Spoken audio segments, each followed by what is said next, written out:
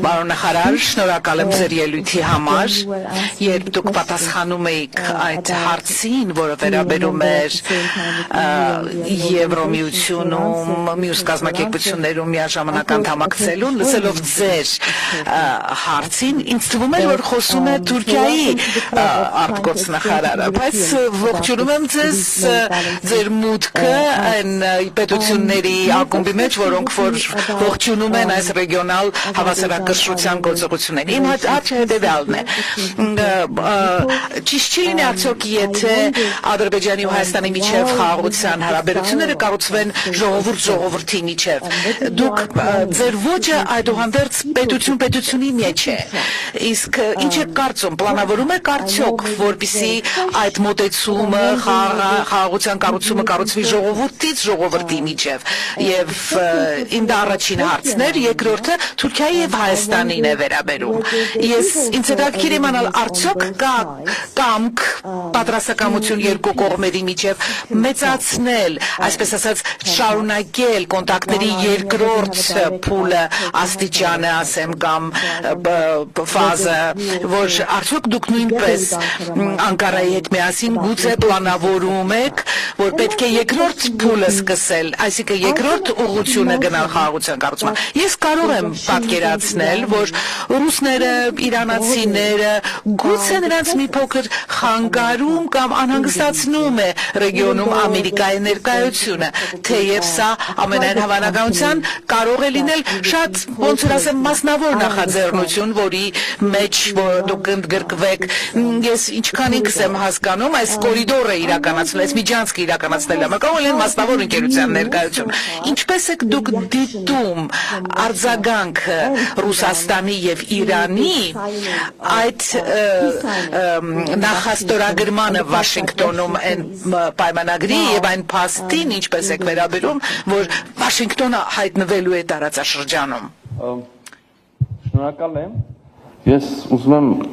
պատկերացնել, թե ինչ հարց կար, որ դուք չտվեցիք, բայց ես իհարկե սիրով կպատասխանեմ բոլորին։ Իսկապես, երբ խոսում ենք Հայաստանի եւ Ադրբեջանի մասին հաստատված խաղաղության մասին, մենք պետք է հասկանանք, որ հիմնական սկզբունքները համաձայնեցված են, օրինակ, երբ դա վերաբերում է փոխկապակցվածությանը, մենք պետք է հասկանանք, որ խաղաղությունը հաստատված է, հռչակված է, պայմանագիրը խաղաղության նախաստորագրված է, բայց այս ամեն ինչով հանդերձ մնում են հարցեր, որոնք դեռ ենթակա են կարգավորման եւ օրինակ մեկը կնշեի հենց ձեր բարձրացրած հարցը քաղաքացիների միջև հարաբերությունները, քաղաքացիների միջև կապերը, երկու հասարակությունների միջև կապերը եւ նաեւ պետք է ընդունենք եւ այս մասին բարձրաձայն ասել է պետք, որ այդ հաշտեցումը ժամանակ է պահանջելու, այդ հաշտեցման կարիքը կա, բայց այս պահին ամբողջական, այսպես ասած, հասարակությունների մտավոր, հաշտեցման բացակայությունը, ամբողջական հաշտեցման բացակայությունը, նաև օբյեկտիվ է, նաև պայմանավորված է հոգեբանական խորը տրավմայով, որը որ հասարակություններ ունեն, վերքերով, որոնք դեռ շատ թարմ են եւ հաղթահարելու խնդիր կա եւ ժամանակ է պահանջվում եւ այս առումով քաղաքացիների միջև կապերը, այդ թվում եւ քաղաքացիական հասարակությունների միջև կապերը եւ շփումները շատ կարեւոր են։ Այդ պատճառով այդ կապերը մենք ուշադրություն ենք դարձնում նրան, մենք հասկանում ենք նաեւ Ադրբեջանի ընկալումն է այդպես օրեր առաջ տեղի ունեցան քաղաքացիությունը եւ շաբաթներ գուցե առաջ տեղի ունեցան քաղաքացիությունների ներկայացուցիչների միջև հանդիպումներ Հայաստանում, հենց հիմա այս լսարանում ես որքանով տեղեկացված եմ ունենք լրագրողներ կամ փորձագետներ Ադրբեջանից, այդպիսի միջոցառումներ պետք է լինեն Ադրբեջանում, պետք է ներկայացուցիչներ լինեն Հայաստանից եւ միայն սա է ճանապարհը այդ երկխոսությունը զարգացնելու նաեւ հասարակությունների միջև։ Ինձ համենայն դեպս այլ բանաձև հայտնի չի, ենթադրում եմ մենք եւ Ադրբեջան առաջի երկրները չենք, առաջի ժողովուրդները չենք, որ կոնֆլիկտից հետո այս ճանապարհի միջով անցնում են, դա ցավոտ գործընթաց է, հեշտ բերվող գործընթաց չի, բայց գործընթաց է, որ պետք է արվի առաջին քայլը, երկրորդ, երրորդ, 10-րդ եւ գուցե, չգիտեմ, 1 տարի հետո մենք հանդիպենք եւ ասենք արձանագրենք, թե ինչպիսի էական ուրեմն տարբերություն կա այդ պահի դրությամբ համեմատած այսօրվա, այսօր այդ էական տարբերությունը կա համեմատած 1 տարի առաջվա։ Այնպես որ շարունակելու ենք մենք որպես կառավարություն համենայն դեպս եւ խրախուսելու ենք այս քաղաքացիների միջև կապերը, այլ գաղափարներ եւս կան, թե ինչպես կարող ենք այդ ուրեմն երկխոսությունը զարգացնել։ Ինչ վերաբերում է Թուրքիային, հետաքրքիր նրբերանգ կա այստեղ։ Իմ կարծիքով Թուրքիայի հետ մեր երկխոսությունը կամ Թուրքիայի հետ հարաբերությունները այս առումով ձեր նշած ասպեկտով հայելային հակապատկերն են Ադրբեջանի հետ եղած իրավիճակին։ Ադրբեջանի հետ այս նայեք ինչ նկատեմ։ Ադրբեջանի հետ մենք ունենք կառավարությունների միջև հաստատված խաղաղություն, համաձայնեցված սկզբունքներ, գործընթաց, որը պիտի շարունակվի, հա, առանձին հարցերի շուրջ։ Եվ քիչ առաջ ձեր բարձրացած հարցով մենք խոսում էինք այն մասին, որ պետք է ջանք գործադրվի նաև հասարակությունների միջև, մարդկանց միջև, ուրեմն այդ հաշտեցման ուղղությամբ։ Թուրքիայի պարագայում ես կասեի ճիշտ հակառակն է։ Տարիներով, տասնամյակներով փակ սահմանների պայմաններում մարդիկ գնացել են, այցելել են իրար, առևտուր է եղել եւ կա շատ շոշափելի։ Պրոբլեմն է նա եղել, որ այդ առևտուրը երրորդ երկրով է անցել։ Թռիչքներ են եղել եւ այսօր էլ կան, պայմանավորվածություն կա ավելացնել թռիչքները, հիմա եւ դեպի Երևան եւ իմիջիալոց դեպի Գյումրի եւ ըստ այդմ Թուրքիայի քաղաքներ, Ստամբուլ, ենթադրում եմ Անկարա եւ այլն։ Այսինքն այդ խնդիրը մենք Թուրքիայի հետ երբեք չենք ունեցել։ Թուրքիայի հետ խնդիրը եղել է այն, որ սահմանը եղել է փակ եւ դիվանագիտական հարաբերություններ չկա։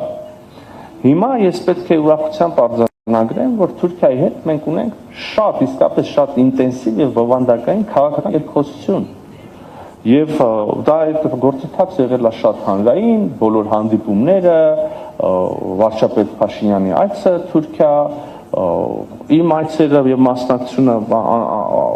Անտալիայի դիվանագիտական ֆորումին, չգիտեմ, Թուրքիայում տեղի ունեցած այդ ողբերգական երկրաշարժից հետո Հայաստանի արձագանքը, փրկարարների գնալը եւ բազմաթիվ բաներ կարող ենք նշել։ Հիմա նաեւ փոխգործակցության եւ վստահության ամրապնդման այլ միջոցներ եւս քննարկվում են մեր եւ Թուրքիայի կողմից։ Իհարկե բոլորս հասկանում ենք եւ ես սկսեցի դրանից, որ բացը այլ տեղ է, բացը դիվանագիտական հարաբերությունների բացակայությունն է եւ բացը փակ սահմանն է։ Հիմա այդ բացը պետք է լրացվի։ Սա է պակասում։ Շատ էին հարցերը, նաև ամերիկյան, եթե թույլ կտակ, չգիտեմ, ժամանակ եթե ունենք, ես չի ուզի անպատասխան հարց թողնել։ Ամերիկյան ներկայությունը տարածաշրջանում եւ Ռուսաստանի եւ Իրանի ընկալումները։ Ուրեմն ամերիկյան ներկայությունը տարածաշրջանում նոր չի։ Հայաստանում էլի կան ընկերություններ, որոնք ունեն ամերիկյան մասնակցություն եւ այլն։ Հիմա եթե մի խոշոր կան նաև, չգիտեմ, արգենտինական ընկերություն կա, ֆրանսիական կա, չինական եւ այլն, նրանցից շատերը ունեն շատ էական, ուրեմն խոշոր մասնակցություն էական ենթակառուցվածքներում, այսինքն ակնհայտ հրապարակային ինֆորմացիա երևի չարժի ժամանակվատն էլ թվարկելու վրա։ Հիմա այս նոր նաև չեմ ուզում ժխտել այն ինչի մասին, որ խոսում ենք եւ նոր պետք է բացվի կամ վերակառուցվի կամ կառուցվի, օրինակ երկաթուղին Հայաստանի եւ Ադրբեջանը կապող։ Իհարկե շատ մեծ քաղաքական ուշադրություն է հրավիրում եւ չեմ ուզում ասեմ դա մի ստանդարտ այնպիսի բան է, ինչպես օրինակ չեմ կարող ասել ջրային ռեսուրսների կառավարման ինչ-որ բանը կամ օդանավակայանում որևէ բանի, հա, կոնցեսիոն կառավարման, հա, իհարկե տարբերվում, հա, եւ շատ լավ է, որ այնպիսի երկիր, ինչպիսին Միացյալ Նահանգներն է, հետաքրություն ունի, սա նաեւ եւ տնտեսական բաղադրիչ ունի եւ առաջի հերթին, հա, կարող ենք ասել տնտեսական, ես քիչ առաջ խոսեցի Եվրոպական միության հեռավոր արևելքի փոխկապակցությունը, այս ուրեմն մեր եւ Ադրբեջանի ենթակառուցվածքներով բայց նաև քաղաքական նշանակություն եւ մեր բոլորի համար եւ Հայաստանի եւ Ադրբեջանի համար նաև խաղաղության գործիքներից մեկն է դառնում եւ խաղաղության երաշխիքներից մեկը եւ շատ լավ է որ Միացյալ Նահանգների պես երկիրը հետաքրքրված է տնտեսական հետաքրքրությունում եւ մենք հիմնելու ենք ըստ ամենայնի հիմա նյուանսները բանակցում ենք Միացյալ Նահանգների, բայց իմ պատկերացման առնվազն պետք է կլինի հայ-ամերիկյան ինչ-որ ձեռնարկություն, որը կկառուցի այդ երկաթուղին եւ ուրեմն կզբաղվի ամենօրյա մենեջմենթով, հա։